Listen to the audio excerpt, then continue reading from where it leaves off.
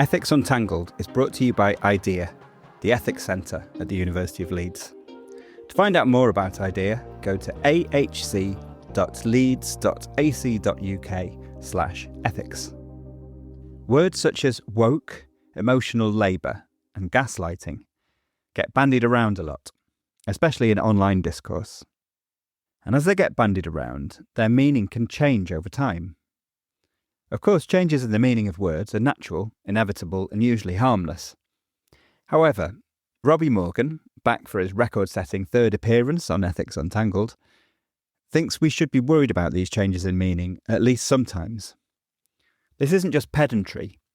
It's a concern about the way changes in meaning can rob us of the means to express important concepts, and also about the way these moves can serve political motivations in an illegitimate way.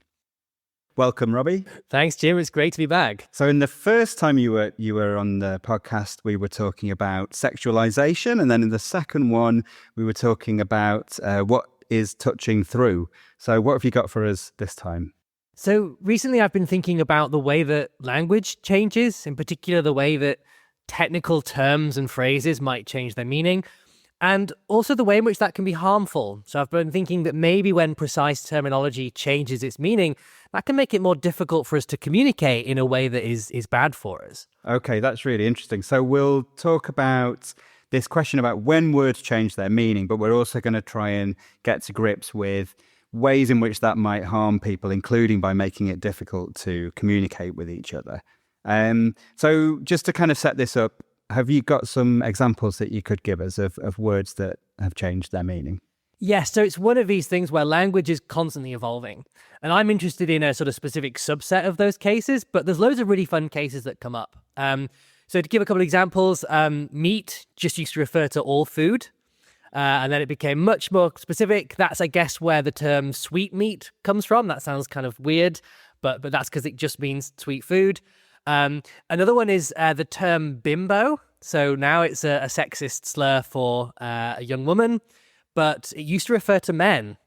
It used to mean something along the lines of lad or guy or geezer. So a real shift in meaning there. So this is kind of happening all over the place. Now, in most cases, I think language change is perfectly fine. In a lot of cases, it's really useful for us. It can name new concepts that are going to be helpful. It can give us a word for something we didn't have before. But sometimes I worry that when there's a precise term that changes its meaning, we then might lose a way to refer to that thing. Okay, that's interesting. And do you think this is something that happens a lot in online discourse specifically? Yes, I think that's right. So what we see a lot with social media is that there's this very fast-paced environment in which people are talking about their experiences with a lot of frequency and trying to kind of find the language to do that. And often I think what people do in that case is grab a term that sounds about right, but in fact means something else. And so what you see is the terminology really broadening. So one nice example of that I've been thinking about is emotional labor. So you see this now used to refer to all kinds of perhaps burdensome things that a person comes across in their relationships with other people. So, organizing a party for a friend, that sometimes gets called emotional labor. Especially work that is underappreciated and disproportionately performed by women, often referred to as emotional labor. So it's now used to refer to kind of all manner of sort of housework and, organizing social events at one's employment and so on. Yeah. But that represents a significant change in meaning. So originally that term was coined by the sociologist Arlie Hochschild to refer to the very specific phenomenon where someone is engaged in paid work and they have to manage their own emotional state in order to influence the emotional state of other people. Yeah. So one of her big case studies is air stewards or air hosts and hostesses. And she did a lot of interviews with air stewards and found that a recurring experience they had was that they'd be engaging with a customer who was rude or patronizing or even aggressive, but the air steward had to maintain their composure and remain kind of friendly in order to make sure they're giving a kind of happy experience to the other customers. And often that required the air stewards to actually feel that calm, friendly emotion, because it's much easier to give off that impression if you in fact feel it. So that's kind of one of these words that has really significantly shifted in meaning, and especially that seems to be in social media. That's really interesting. So it seems like the value of the coining of that term in the first place is that it gives a name to something which kind of was already a phenomenon. So that the air stewards or air stewardesses might have been aware that they were doing something like this. This was a kind of significant part of their job, right? And that it was an effort that they had to go to that other people in other jobs might not. But prior to that term being available, they might not really been able to kind of crystallize that, and they might not have been able to communicate that to other people. So there's a value in having that concept. Yes, absolutely. And what's interesting, I think what's fascinating about language is you see this happening again and again. So people, and especially groups of people, will realize that they have some experience, but they don't have the language to articulate it. So there's a couple of examples of this that come up a lot in the literature on kind of knowledge and the way that how we know things might be just or unjust.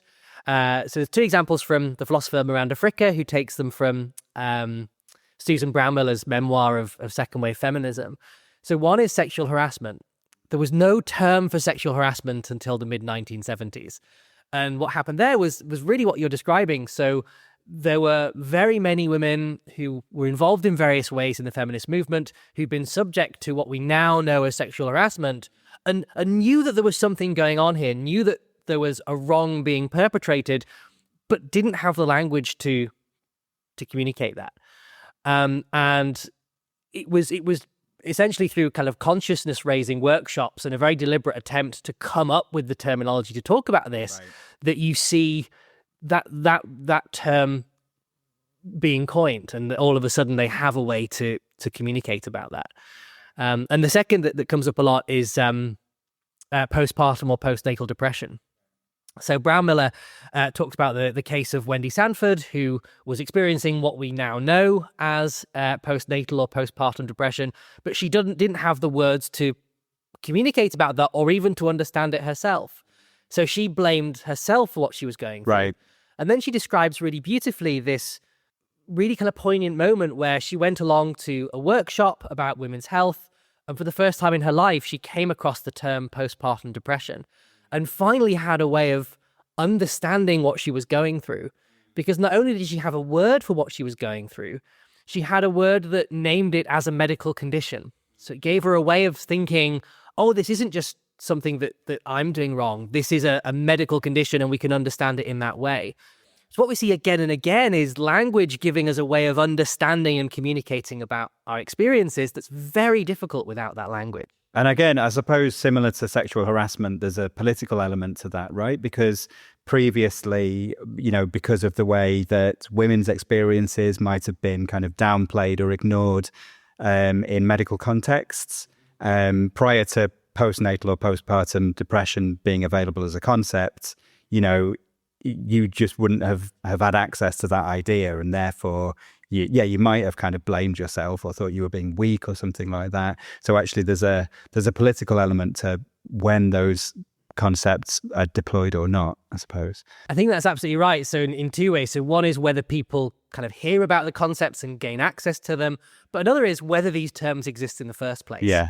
So there's an argument that Miranda Fricker makes, which is that she says the reason that this is a kind of injustice is that it's no accident that a lot of this terminology that didn't exist related to experiences that are disproportionately experienced by women.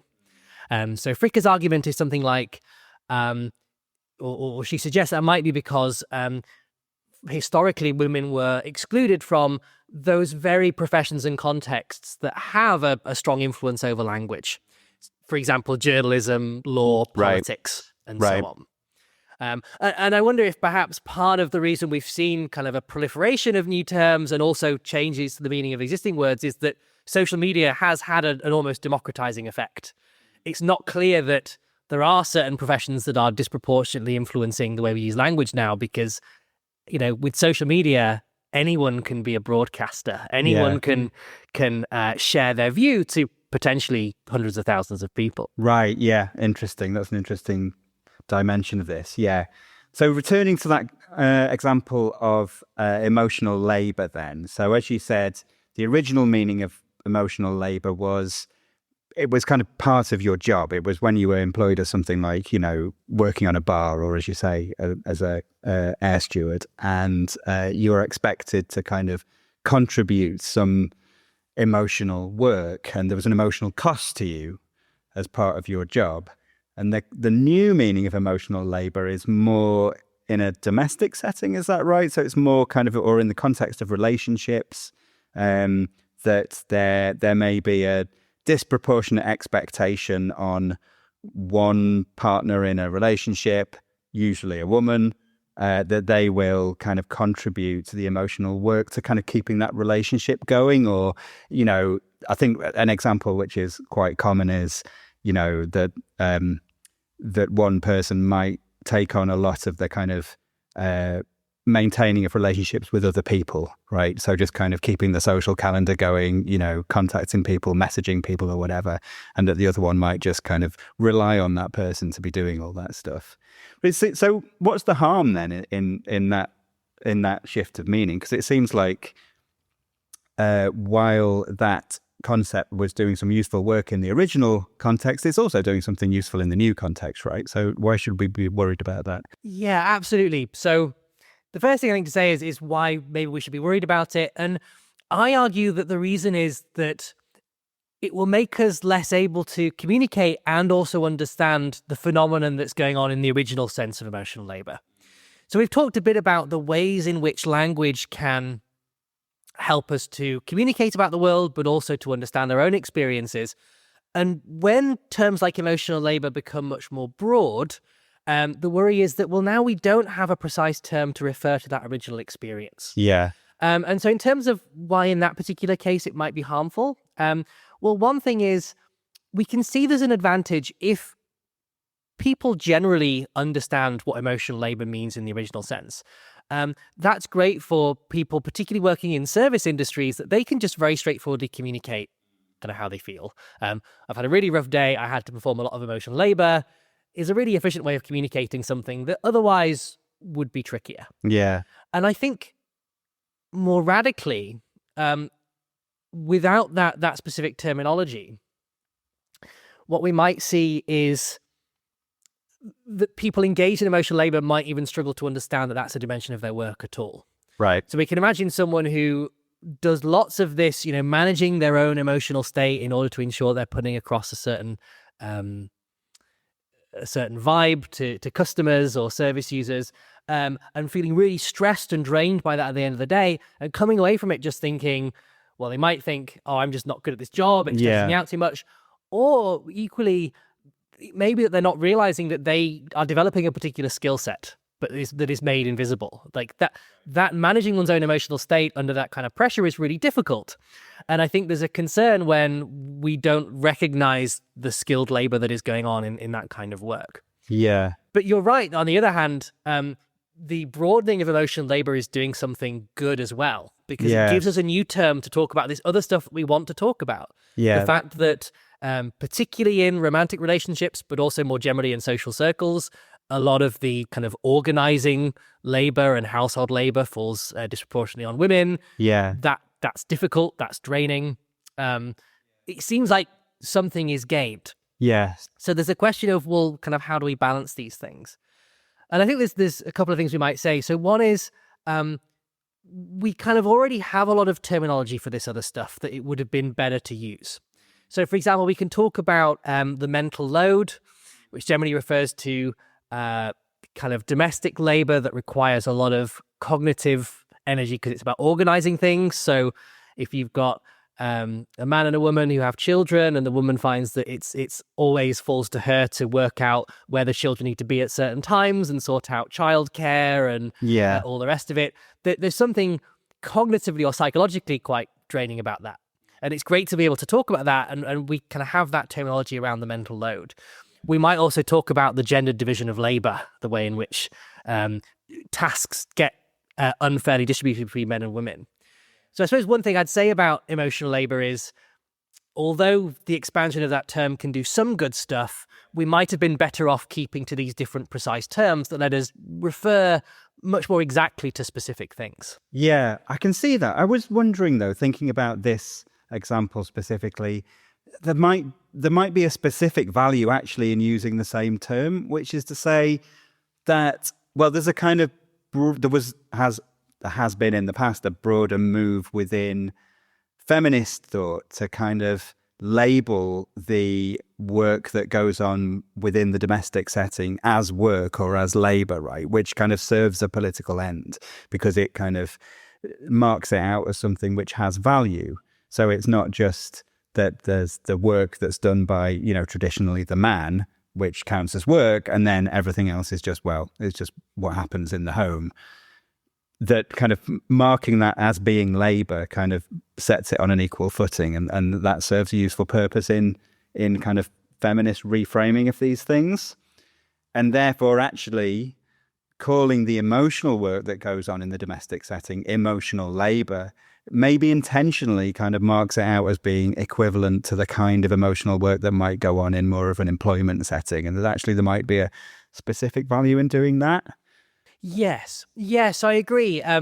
So Ali Hochschild herself was interviewed about this recently, and she has this nice phrase where she says, talking about all this work is really important, but we need to make sure, she worries that we're having the conversation in like a fuzzy way, that it's worth us having the terms that are going to be precise. So I think there's ways in which emotional labor has expanded that are kind of fuzzy and unhelpful, but equally there's ways it's expanded that seem positive. I think the key thing that what emotional labor gives us is a way to talk about managing one's own emotional state in order to affect a certain emotional state in other people. And although Hochschild was talking about that primarily in relation to paid work, it seems like the very same phenomenon can occur at home. Yeah. So perhaps the most obvious and familiar example is there's an awful lot of emotional labor in the original sense that goes on in looking after children. Yeah. Who will throw all kinds of things at their parents, and then it's the parent, you know, very difficult to do, but the parent will at least aim to kind of take a breath and manage their own emotional state so that they don't kind of make the child even less calm. And that does seem like a really positive expansion of emotional labor, I think, because it's still referring to that quite specific, precise phenomenon. Yeah. It's still about managing one's emotional state. But I think it's interesting because emotional labor is one of those cases where the term is expanded. In some ways, it's harmful because it makes it more difficult for us to communicate the original thing. But on the other hand, it comes with advantages. But I do think there are a lot of cases where there aren't any advantages. It just seems like straightforwardly kind of problematic. Okay. Could you give us one of those examples then? Yeah, so this is a big one at the moment and has been recently. So woke has a really interesting history. So I'll often ask people what they think woke means now, because I struggle. It seems so broad. Yes. I sort of think it just means boo now. So if the X is woke, what I mean is X, boo. Yeah. And there doesn't seem to be much more to it than that. It just seems like a fairly empty term of criticizing something. Yeah. But if you go back, it meant something much more specific and much more meaningful. So it was coined by the blues singer Leadbelly in the late 1930s in a song he had called Scottsboro Boys, which has been preserved, still available on YouTube with the clip where he first used the term woke. And the context of this was the Scottsboro Boys was a case in the segregation era United States, which is remembered especially for the kind of very entrenched legal segregation. So those pictures of separate bathrooms and swimming pools for white and African-American people, segregated education, so you'd have schools for white children and schools for black children.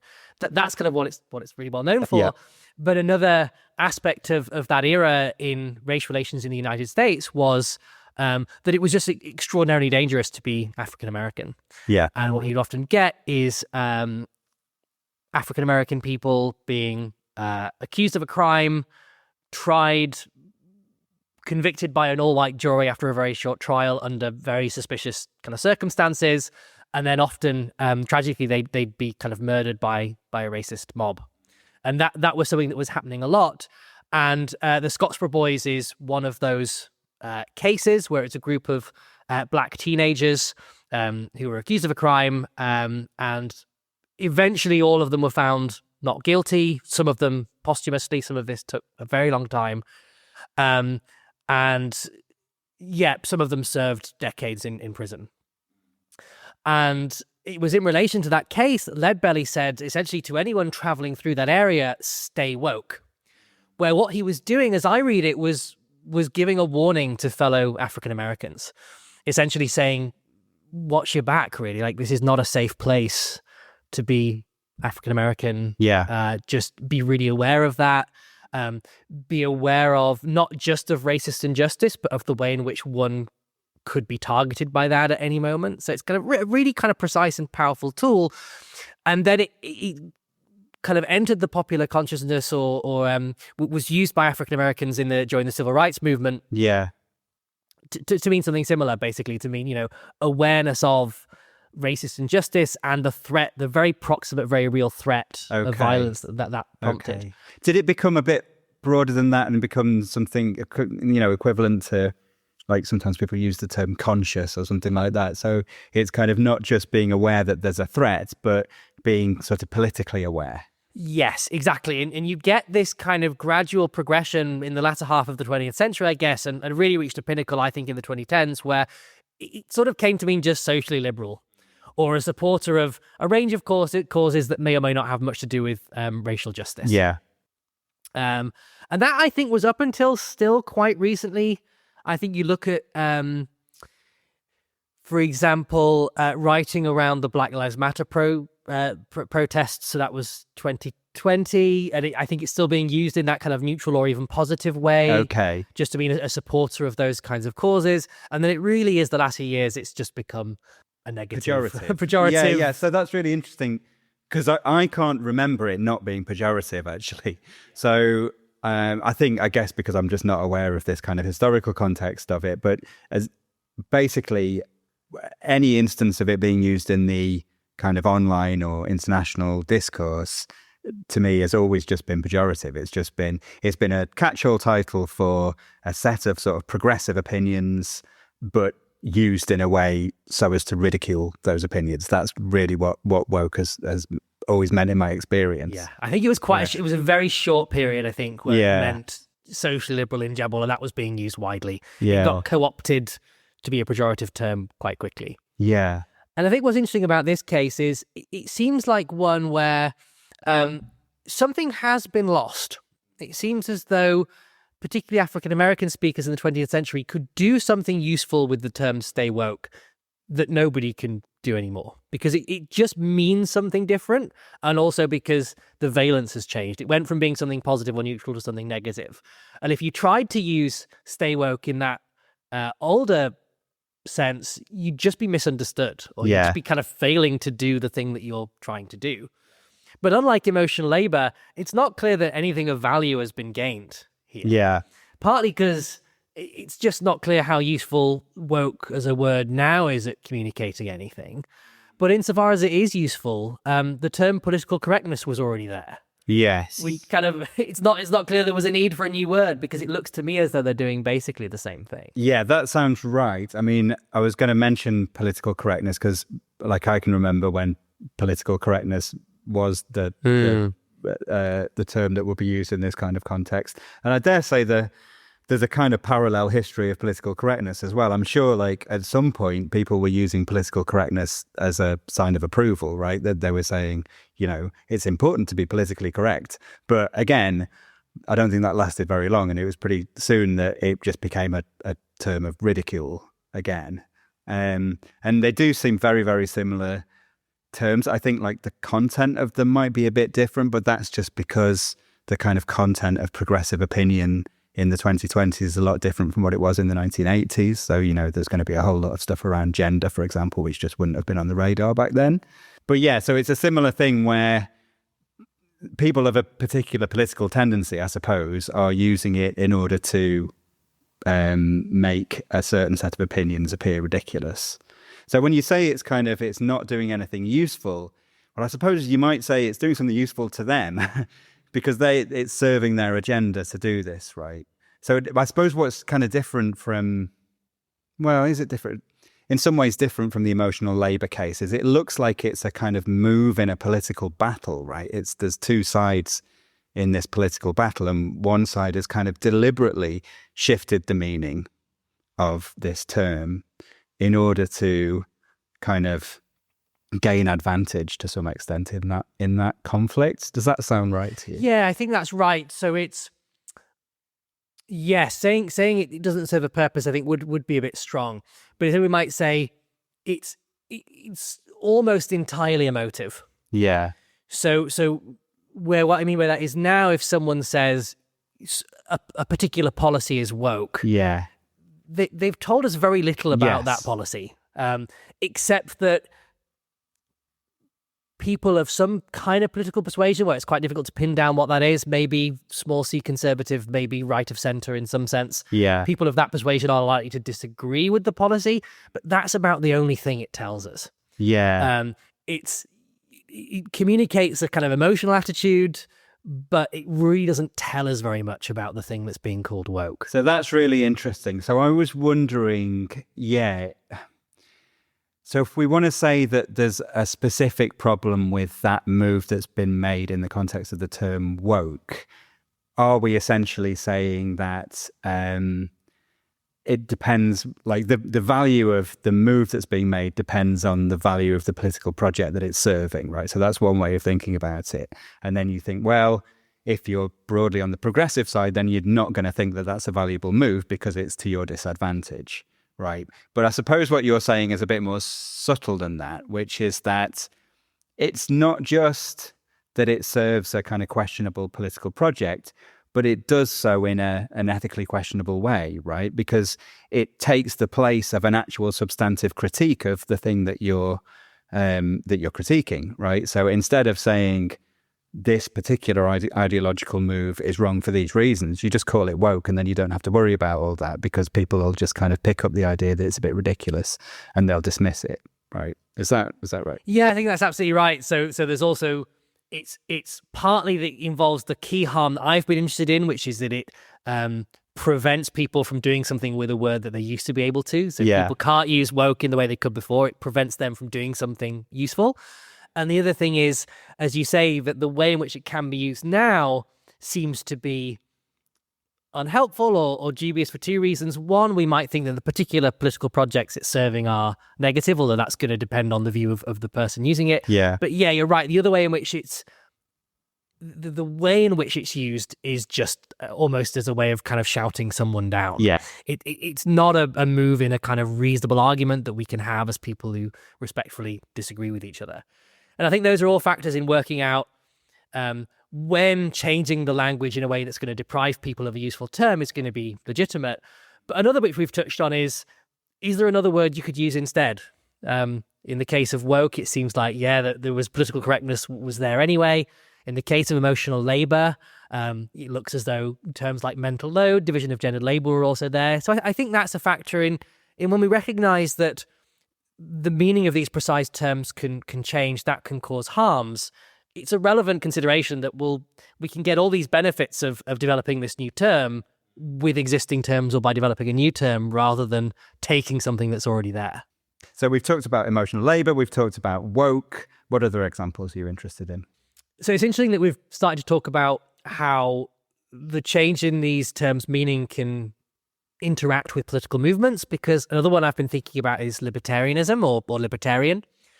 So this started out in the political sense as a term for a left-wing ideology that was sort of synonymous with anarchism. So it was coined in France as a French word by Dejac, who was again an activist, a political thinker. We might call him an anarchist. And for libertarians in that sense, who we might call libertarian socialists, freedom is like the primary thing they care about. They think liberty, freedom, those are the primary political values we should be concerned with. So they're very suspicious of the state. Some of them are full-blown anarchists and think we should abolish the state. Some of them would only want to see a sort of limited state. But they're also very critical of other institutions. So they're critical of capitalism because they think an economic structure in which the worker has to work for a particular employer, otherwise they're at risk of starving. They think that's a limitation on freedom. They're also very suspicious of most kinds of private property.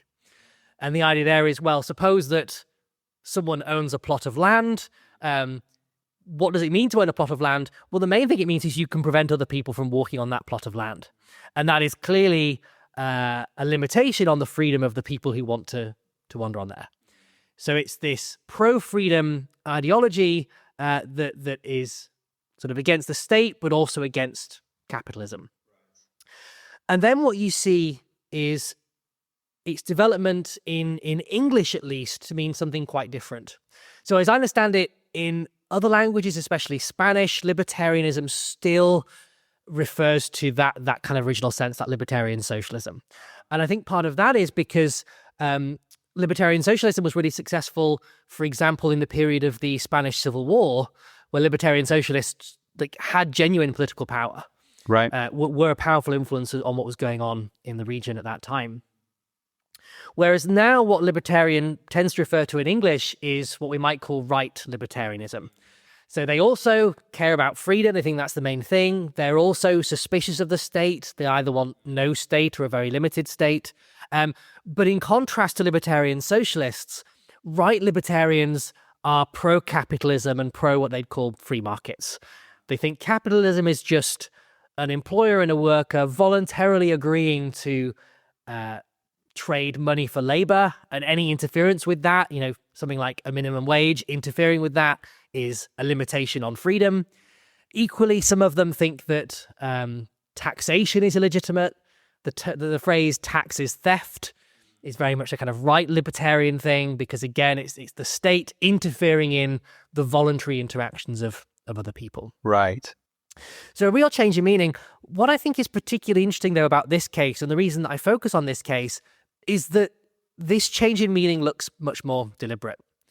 So you see Murray Rothbard, who's a right-wing libertarian, in his kind of retrospective writings on the libertarian movement in the United States, say very openly, we appropriated this word, we co-opted this word.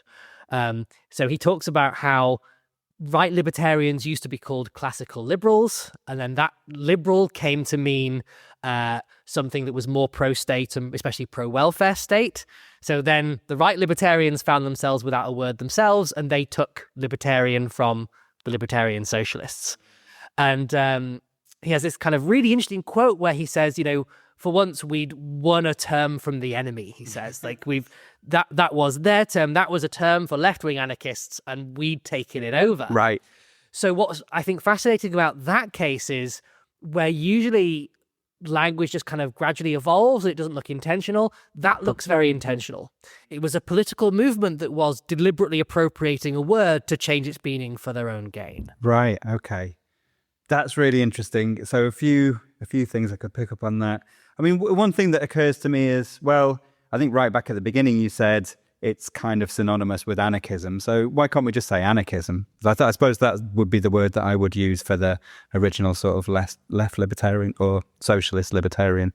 Yes, exactly. And this is a kind of a broader worry, I guess, about the project where someone might say, well, yeah, okay, you use that word, but can you not just use another word? Yeah. Can you not just describe the phenomenon you're talking about? So in particular, in the kind of anarchism libertarian case, I think one thing that's especially poignant here is that words don't just neutrally communicate the thing they refer to. They also advance a certain perspective or present it in a certain way. So what you'll see libertarian socialists say is that they prefer the word libertarian to anarchist because libertarian implies that what they care about is freedom. If you think about what's being picked out primarily by that word, it's the fact that this ideology is about freedom. Whereas anarchism or anarchy, it's picking out that it's like a lack of order. Yeah. And on one hand, it just draws out things related to the ideology they might not want to draw out. Right. But also that influences people's perceptions of these words, I think. Yeah. So people will have like a negative view of anarchism because they imagine it as like total disorder. Whereas libertarian can kind of avoid those unfortunate implications that we might want to avoid. So it's partly about how that's presented. Okay, that's interesting. And then the other thing I thought I might pick up on is, yeah, so you were talking about it being a deliberate political move. And again, just thinking about like how that might compare with the case of woke. So you described the writer, I can't remember the name of the writer, who was kind of crowing over the fact that they'd appropriated the term. Yeah. Right, yeah, okay. Yeah. That person sort of, expressing kind of glee that they'd managed to kind of steal this term that had been serving a purpose for their political enemies and that they'd pressed it to their own purposes. So do you think that they're doing anything wrong there? I mean, does it sort of depend on what you think of the value of their political project, or are they making an illegitimate move there by appropriating that term? Yeah, so it's tricky. So what I say confidently is I think that they're imposing a certain kind of harm. So what I think they do is they make it more difficult for libertarian socialists to communicate about their ideology. We might call that a communicative harm. Then there's the further question of, okay, well, is that wrong? And that I think is going to involve some kind of tricky thoughts around the specific case. And one sort of, we might think a kind of excusing condition there is that Rothbard talks about the way in which liberal was taken from the right libertarians. So, an unfairness has been done to them. So Right. they sort of wanted to appropriate someone else's word. And maybe that's a factor. But I think what we might say in that case is that it is sort of a slightly illegitimate move in what we might think of as the game of rational persuasion. So we might think there's a kind of ideal of how we should try and persuade each other about our point of view. And the ideal might be that we kind of set out our arguments and what values are motivating us, and then we have a kind of respectful discussion about that. Yeah. And one worry that I have about that kind of appropriation of the terminology is that it seems to not only fall short of that ideal, but makes the ideal much more difficult. So on one hand, if the way that you are persuading people of your view rather than someone else's view is to make it more difficult for that other person to communicate, Yes. that does look a bit like it's foul play, or it falls short of the kind of ideals of fairness that we might want for rational discussion. But also it makes that kind of fair discussion more difficult in the first place. It's more difficult for us to get to that point where we can all kind of rationally and respectfully put forward our view when there's sort of tampering going on in the kind of conceptual spaces and with regard to those terms, I think. Yeah. Okay. Really interesting. Okay. So those three examples that we've discussed so far, emotional labor, woke, and libertarian or libertarianism. So those kind of illustrate some of the complicated ideas that you're interested in, but you've got some other examples, right? So are there any more examples of words that might have changed their meaning and might have imposed harms that people might be familiar with? Yeah, so there's one which is really nicely with this idea of social media having an impact is gaslighting. So gaslighting actually originated in a 1938 or 1939 play of the same name, or called Gaslight. And in the play Gaslight, you have a married couple, I think it's Jack and Bella Manningham.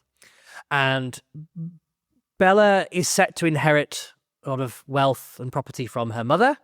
Jack wants to get that property for himself. So he sets about kind of literally making Bella feel as though she's gone crazy. So he will hide her mother's portraits and say, oh no, that was you. You don't remember, you put those away. He would open the windows, and when Bella would say, I'm sure I closed that window. Yeah. He'd say, no, your eyes are playing tricks on you. And crucially, when, because this was kind of back in the 30s, you had a lot of these gas-powered lights. So Jack would turn down the power, the gas on these lights, and convince Bella that her vision was playing tricks on her. She'd say, why is it so dark? And he'd say, it's not. What are you talking about? As a way of manipulating her, getting control over her, so he could get his hands on this inheritance. Right. So from there, what you see is the term gaslighting used to refer to the very specific thing that Jack is doing to Bella, namely making her doubt her own perception or her own experiences so that she's vulnerable and he can manipulate her. And you see that becoming used as a term quite quickly. So the first time I've seen that used in that way was, so Snopes did this kind of great investigation where they found this local Miami newspaper clipping from 1948. And it was about the reasons that wives have given for divorcing their husbands. And the term it uses is gave her the gaslight treatment. So what you start to see even as early as 1948 is popular writing, the public starting to use the term or starting to allude to the play and the subsequent films to refer to a particular kind of abuse within a romantic interaction. And then it was used in that way for quite a while, or a few decades, where it would pop up in, especially in media, but also in academia and popular psychology. And it stayed kind of true to that initial meaning. But then what you've started to see, I think in just the last few years, especially on social media and in kind of popular writing, is the term gaslighting broadening way beyond that to mean just generally like lying or misleading someone. Right, yeah. So whereas in the original meaning, gaslighting is a kind of lying or misleading, this now means something much broader. And I think we might see similar harms here. You know, we could imagine if a person is being subject to this kind of abuse or someone's loved one is going through it, it's really helpful that we have the term gaslighting. Partly because it helps us communicate, but partly because it helps us to understand the experience in the first place, to think, oh, hang on, I've heard of this phenomenon before, which you can do when you have that precise term for it. And I have a worry that insofar as the meaning of that has expanded quite radically, we might lose a really useful term for communicating about that. I think, in my experience, it might be even broader than that, actually, that it's almost become, you see people accusing other people of gaslighting them, and really what they've done is said something they don't agree with, right? I suppose maybe specifically where it's kind of with regard to their conception of their own circumstances or something like that. So somebody might sort of describe their own experience and somebody else puts a counter to their interpretation of their experience, and they're then accused of gaslighting. And it kind of, you can see that the purpose that serves in that interaction is that it immediately kind of paints what that person's doing as illegitimate, where, you know, there might be circumstances where it might be reasonable to kind of say, are you sure you're right about this? Right. So it's not a deliberate thing. That's the main thing to. And I think that also speaks to how quickly these terms can metamorphose into something completely different, right? Yeah, and I think you're right. It doesn't even have to be lying anymore. It could just be having a different interpretation of events. And there's a worry about what that means for the term, I think. Yeah, I think it's a really fascinating example. Okay, so, I mean, we're nearly out of time, but 4 really interesting examples that we've been through there, and like listeners might be able to think of their own examples from their own experience online or otherwise where the meaning of words seems to have changed, and consider whether that has been that's imposed a harm or made it more difficult to communicate in the ways that you're describing. But the last question I wanted to ask really is, like, what are the implications of this for how we should use words? Like, what should we be kind of on the lookout for, and how should we sort of moderate our own use of terms, if at all? Yeah, so picking out the practical implications is, I think, going to be really difficult, because it's rare that language change happens with just one person or even a small group of people. I think we saw something like that with the libertarian case, but that is an unusual case. So there's a question of what should people in general do? And I think kind of primarily it has implications for individuals who have a broad audience. So journalists, social media influencers, and so on. I think this gives them a strong reason to just be careful about the way they're using language, and to be aware of the way in which they use precise terms can have an impact on how that happens more broadly. So if someone is a kind of relationship influencer, for example, just being careful about how they use the term gaslight, and perhaps also challenging when that's used in some sense improperly. Yeah. And I think that more broadly, that might give us as kind of average sort of listeners or consumers of that kind of media, just a bit of a reason to be careful and critical about the way that language is used. So perhaps to kind of push back on inaccurate uses of that language, or to recognize that there is something valuable about having these precise terms for people's experience. And just, yeah, like I say, being critical about, well, when we encounter an instance of it being used in a broader way, be aware that that's not necessarily a sort of harmless instance, that collectively that happening lots and lots of times might cause problems down the road. So you might want to sort of say, I'm not sure gaslighting is quite what you mean there. Maybe you could use a different phrase, or I don't know, just kind of be aware and slightly push back and insist on things' precise meanings. Yeah, that's right. And it's another reason it's tricky is that for the cases of this we're most aware of, there might be worry that the horse has bolted a bit. Yeah.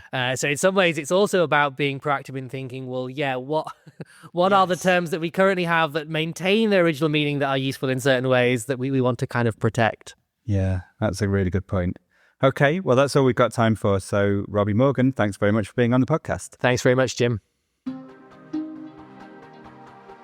Thanks for listening to Ethics Untangled, a podcast from IDEA, the Ethics Centre at the University of Leeds. IDEA brings ethics to life, blending in-depth theoretical inquiry with real-world experience to address the most complex ethical issues facing the world today. If you like the podcast, please leave us a rating and review. And to find out more about IDEA, including our Masters and PhD programmes, and a wide range of consultancy services we offer, go to ahc.leeds.ac.uk/ethics.